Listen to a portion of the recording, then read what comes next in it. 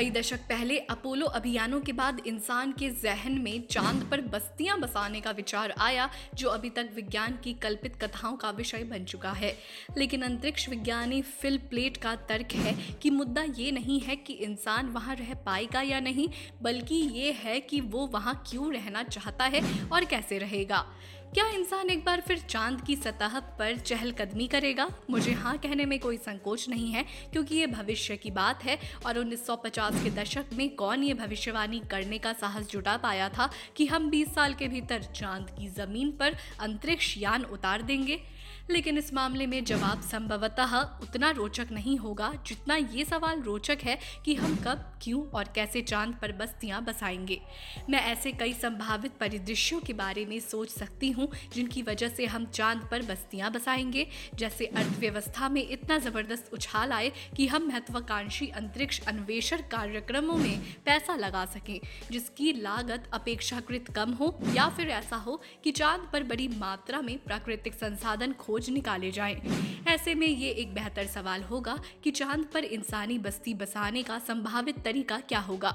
आज हमारे पास जो जानकारी मौजूद है उसके आधार पर इस संभावना के बारे में मेरे पास एक विचार है। चांद ही क्यों? बस्तियां बसाने के लिए हम चांद पर ही क्यों जाएं? अंतरिक्ष अन्वेषण की पहल के लगभग 60 वर्ष के इतिहास में इसका जवाब स्वाभाविक है कि हमारे पास संचार के साधन हैं, हम मौसम का पूर्वानुमान लगा सकते हैं, जलवायु परिवर्तनों को समझ सकते हैं, हमारे पास ग्लोबल पोजिशनिंग तकनीक है, धरती और इसके पर्यावरण के बारे में गहन जानकारी और संभावित आपदाओं की चेतावनी है। तकनीक दिनों दिन उन्नत हो रही है, इंफ्रारेड ईयर थर्मोमीटर और LED आधारित उपकरण बन रहे हैं जो चांद पर मददगार साबित होंगे। इसलिए अंतरिक्ष अन्वेषण न केवल एक उम्दा विचार है, बल्कि इसने धरती पर जीवन में भी कुछ वास्तविक बदलाव कर दिए हैं। हम चांद पर पहले ही 6 बार हो आए हैं।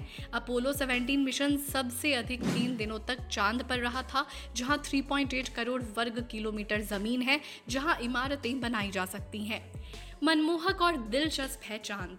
विज्ञान के नजरिए से देखें तो चांद बड़ा मोहक और दिलचस्प है। वैसे तो हमें पक्के तौर पर पता है कि अरबों साल पहले हुई कुदरती उथल पुथल से धरती से जो टुकड़े मिले, चांद उन्हीं से बना है। इसमें कोई संदेह नहीं है कि चांद पर जाना बड़ा खर्चीला है। अनुमानित लागत लगभग $35 अरब है। वैसे ये भी ध्यान देने वाली बात है कि इंसान वहां जाने के बाद वहीं मौजूद संसाधनों का इस्तेमाल करने लगेगा तो दीर्घकाल में पैसे की बचत ही होगी। हम जानते हैं कि चांद पर बड़ी मात्रा में बर्फीला पानी है और चट्टानों में ऑक्सीजन कैद है, इसलिए चांद के भावी नागरिकों के लिए हवा और पानी की जरूरतें पूरी की जा सकती है। इस दिशा में काफी काम पहले ही हो चुका है और आगे भी संभावनाएं अच्छी नजर आती हैं। चांद पर जाने की अन्य वजहें हैं। वहां हीलियम से बड़ी सस्ती ऊर्जा के दोहन की क्षमता है। पर्यटन की संभावनाएं तो है ही। सूर्य का चक्कर लगाते हुए मंगल और बृहस्पति ग्रह के बीच अरबों उल्का पिंड घूम रहे हैं। कई ऐसी चट्टानें चक्कर लगा रही हैं जिनका आकार फुटबॉल के बराबर और इससे कई गुना बड़ा भी है। इनमें से अधिकतर चट्टानों में पानी, हाइड्रोजन, ऑक्सीजन और कई तरह की मूल्यवान धातुएं भी हैं। प्लैनेटरी रिसोर्सेज नामक एक कंपनी इनका दोहन करने की अपनी योजनाओं की घोषणा पहले ही कर चुकी है, जिनका इस्तेमाल भावी अंतरिक्ष अभियानों के लिए किया जाएगा। काम खर्चीला है, लेकिन दीर्घकाल में इसके मुनाफे की उम्मीद है। उल्का पिंडों से काम की चीजें कैसे निकाली जाएं? नासा इस पर अध्ययन कर रहा है। एक विचार ये है कि इस सामग्री का इस्तेमाल कम लागत पर अंतरिक्ष में किसी तरह का ढांचा खड़ा करने में किया जा सकता है।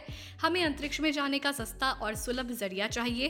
हाल ही में स्पेस एक्स फॉल्कन 9 रॉकेट और ड्रैगन कैप्सूल को अंतर्राष्ट्रीय अंतरिक्ष स्टेशन के लिए रवाना किया गया। ये 2 कदम बड़े मददगार साबित हो सकते हैं। चीन, भारत और रूस अंतरिक्ष में अपने पांव पसारने के लिए बड़े जतन कर रहे हैं। ऐसी अनजानी रहस्य को जानने के लिए बने रहें हमारे चैनल के साथ।